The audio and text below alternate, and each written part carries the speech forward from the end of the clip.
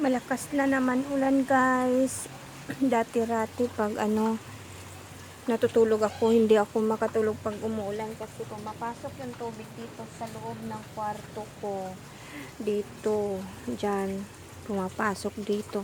Buti na lang, napag-isipan ni Papa na lagyan ng bubong dito sa sa labas. Kaya ayan yung tulo dyan, hindi na napasok dito. Pero may tulo din dito sa namin dito banda. Kaya ayan, naglagay kami ng tabo dito. Ang hirap talaga. Ayan, ulan naman lagi. Ang lakas pa ng hangin. Tapos yung namin doon sa likuran. Doon sa likuran doon. Na siya.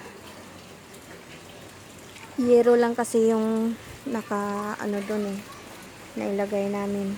Kaya ang nangyayari, yung yero pag malakas hangin, umaalog-alog. Tapos ito pa ang nangyayari. Ayan, hindi ko na mabuksan kasi andyan nakabalandra na. Tapos pumapasok pa dito yung tubig. Hirap naman pala. Ayan, dati hindi naman yan ganyan. Siguro yung kapitbahay namin dito sa likuran ng bahay, baka nila, binali, papunta dito.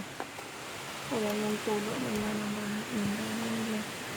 Napunta dito. Ayan papasok dito yung tubig. May natulo na naman doon. Ayan, natulo. Patay yung ko doon sa sa kabila. May foam pa naman ako doon sa kabila. Nako, tatapon ko na yun kasi basa na yun. Ayan yung cause ng dati, guys. Yung tubig na malakas na may tulo, pumapasok yan doon sa sa kwarto ko. Kaya pag nahiga ako, hindi ako makakatulog pang hating gabi na umuulan. Kasi nga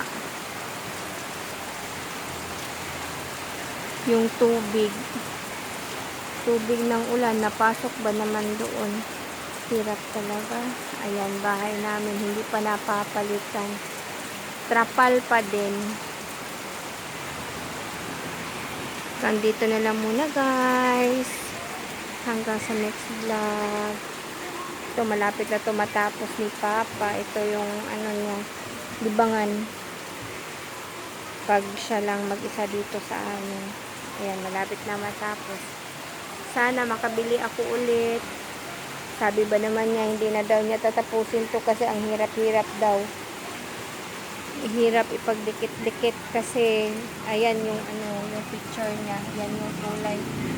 Doon siya nahirapan sa puti. Ito, mga puti-puti.